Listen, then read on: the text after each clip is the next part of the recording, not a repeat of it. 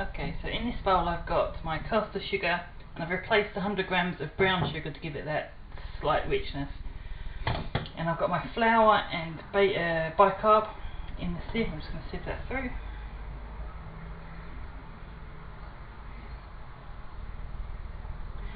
And unlike my other recipes, this isn't one where things are beaten together. It's an American-based devil's food cake, so it's pretty much all in one.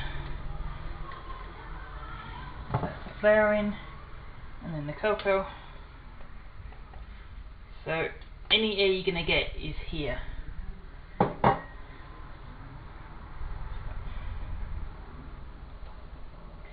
So make sure you sieve everything in so you can break up any lumpy bits.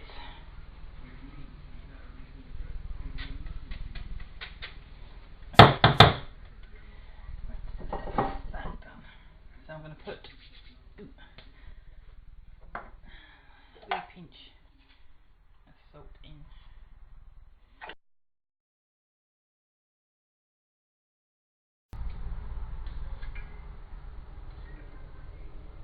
Too much. About there, so yes, 1 1/3 of a tub of buttermilk in there. Come on, fine, wash the hands.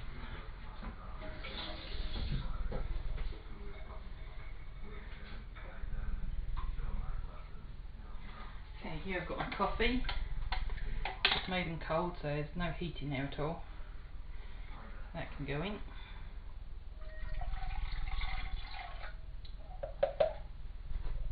And melted butter. Again, it's warm, but it's not cooking hot.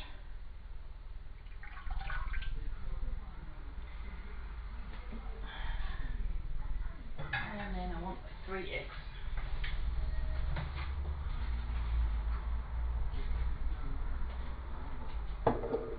You should have used a slightly taller bowl. Never mind.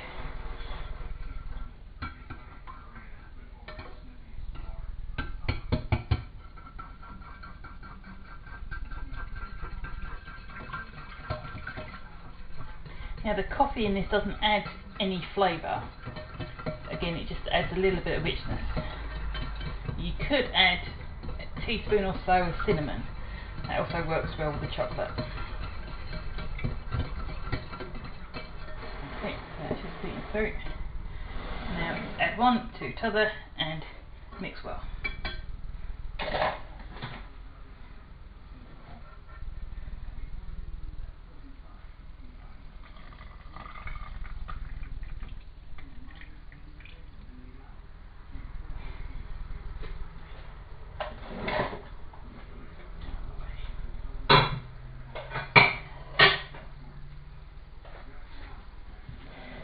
Now, as with all cakes that have buttermilk in instead of to use as a raising agent, you need to use them fairly quickly once they're mixed. So don't fuss too much about getting this absolutely perfectly mixed. Just whiz it until it's smooth. That's why I'm doing it by hand and not using machine, so I don't over mix. I'm still trying to keep the air in this flour. What's that? Lump of sugar.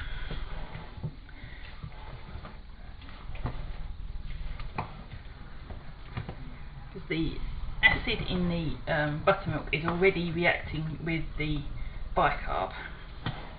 That's what gives it its rise. So make sure you get right to the bottom, make sure there's nothing, any dry bits left hanging about anywhere. Okay, don't mind if it's a little lumpy. That's fine. Now I've got my 2 pans here. I'm probably going to do 2 pans plus a couple of cupcakes just to use up all of this, because otherwise it would be too much.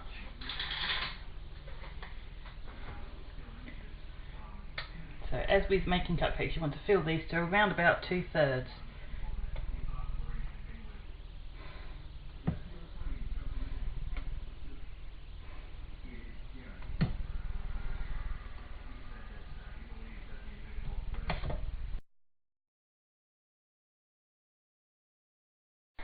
Okay, so morning after, I'm going to make my ganache. So I've got 200 grams of chocolate, 100 of dark and 100 of milk. This is just a plain cooking chocolate, it's not any of the posh stuff, so it really doesn't matter doing this. So I'm going to add in what was left of the butter, which is about 60 grams, which is quite a lot in comparison, but it helps to stabilise everything as it goes through, and it makes it quite glossy as well. Quite nice.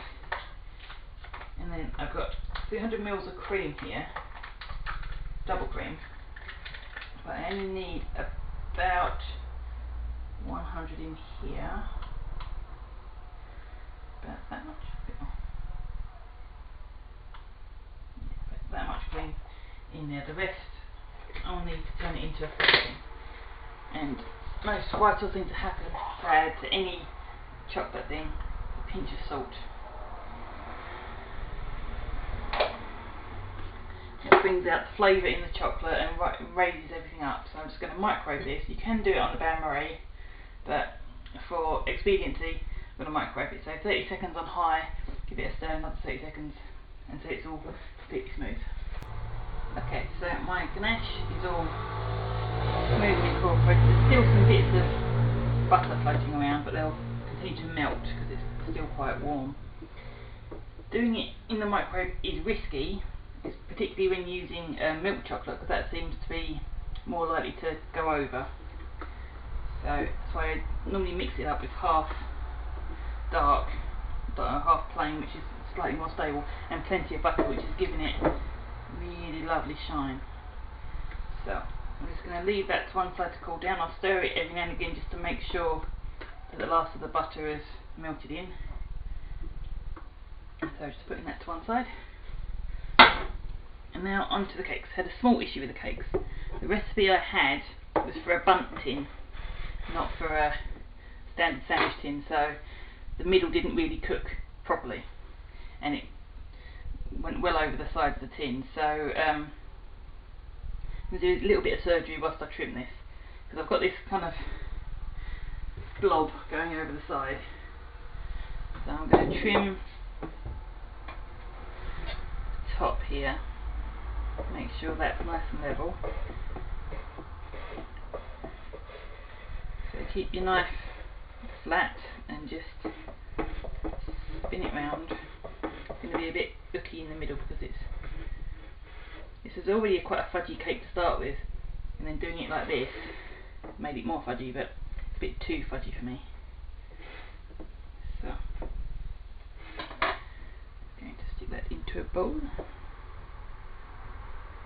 It's a fabulous cake outside, just this middle bit is a bit wonky. So I'm going to basically turn it into a bundt cake. So what you need is either a cookie cutter or a glass with straight sides, and you just find the middle, about there, and very gently push it through. This is a glass, it's not going to cut as easily as a cookie cutter does, but it will quite neatly take that middle bit of stodgy out. Right, to make this more of a black foresty devil's food cake, I'm going to use some tin cherries. So these are in syrup. They're not pie filling, they are just cherries in syrup. So I'm just going to crack that open and pour out most of the syrup, probably all of it.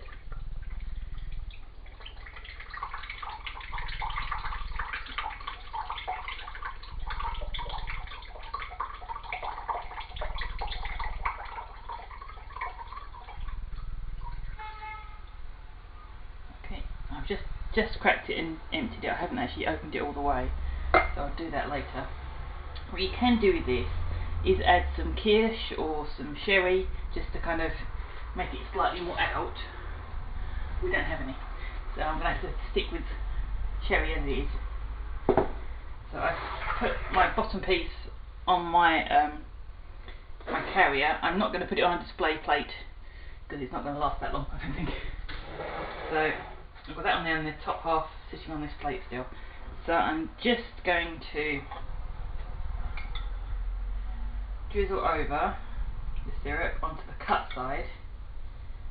So and it ekes in. I'm not going to go too much because this is quite a moist cake anyway, but it's kind of traditional to have some sort of cherry syrup or something in a Black Forest. So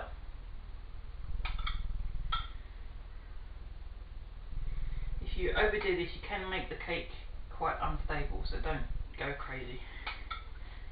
Just make sure it ekes in before you try and move it. If you try and move this when it's still soaking, then you can end up with bits of cake all over the place. So I've used maybe 6 tablespoons or so of the syrup out of the can. The rest of that I'll put to one side. I might use it again, might add some more, but it just depends on how well these go. So now I'm going to put these to one side and start on the cream. Okay, so traditionally Black Forest cake is just cream and cherries, but I like my cream to have a bit more something to it, so I'm going to make it chantilly.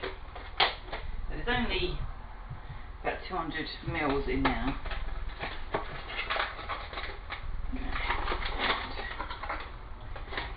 About a tablespoon and a half, give or take, of icing sugar.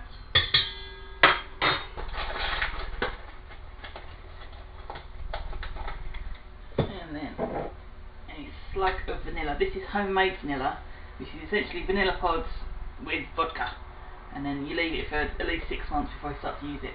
This has been going for about a year. It's fabulous stuff. That was maybe half a teaspoon, and I'm just going to whip it until it has gentle peaks, soft peaks. Any more, don't over whip because you'll end up with sweet vanilla flavoured butter. So my cream is probably a bit stiffer than I was looking for, but I got distracted by cherries, so I'm just going to put about half of it on the top here.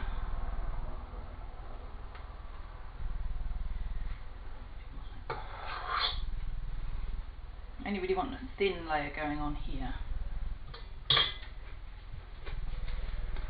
And just,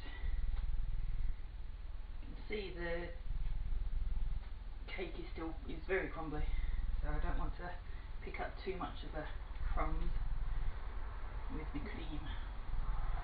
So you've got those.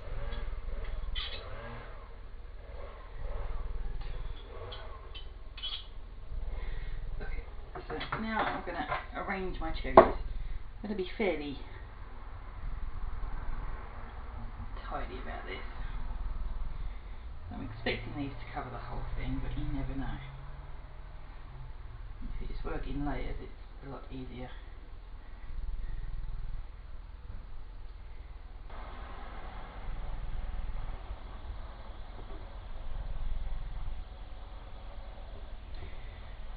Okay, so this inner ring is going to be a little bit stingy, I think, but I'm going to put them cut side up, so they should all slot together neatly.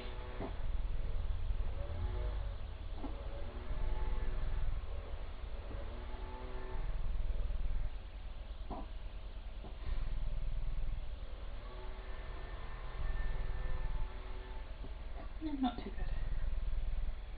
So a bit of rearranging so everyone gets about the same amount of cherries, otherwise there'll be fights.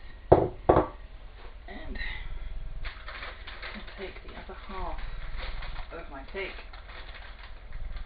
very carefully and just lay it on top. Gentle squeeze just to help things sit in. Make sure I'm not squeezing out any cherries. And I'm going to add a wee bit of cherry syrup to the top part here. Okay, so I've taken about half of the cream that's left in here and just put some blobs on top of the cake, which is kind of the traditional way of doing it. And I'm going to apply some of this ganache just over the top. Apply is probably not the right word. I'm going to leave it quite thick. It's still slightly warm, so it's got a bit of run to it, not too much.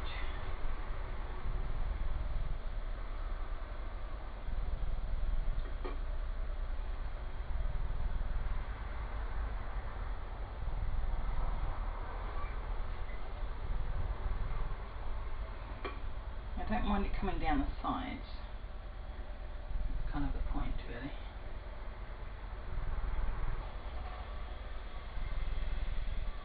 Don't really want all of the white to pop out, so it's kind of marbled in there. Okay. Now I'm going to pour the rest of the ganache in with the rest of the cream and just whip it up so it's more like a frosting. So this has gone really quite lovely and light, it's quite moussey. So what I'm going to do is pour as much as possible into the centre, so that when I chill it, you should end up with a moussey centre. If not, then a very light chocolate sauce.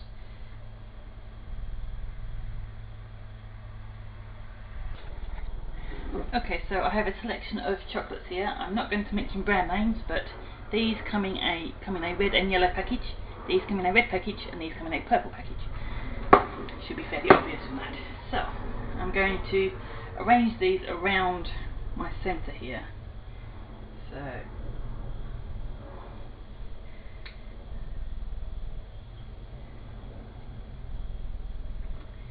going to be fairly artistic with the arrangements.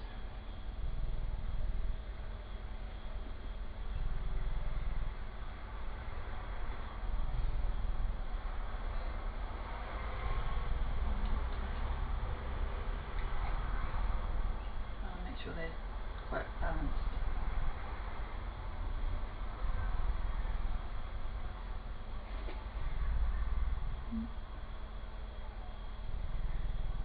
So one of those in each of these.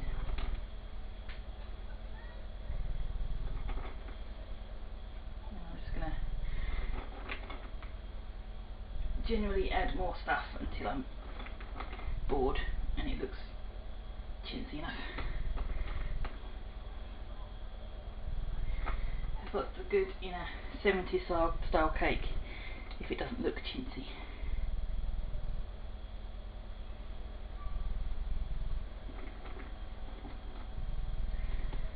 So once I've put all these in, I'm going to chill it for at least a couple of hours just to make sure everything's solid and set.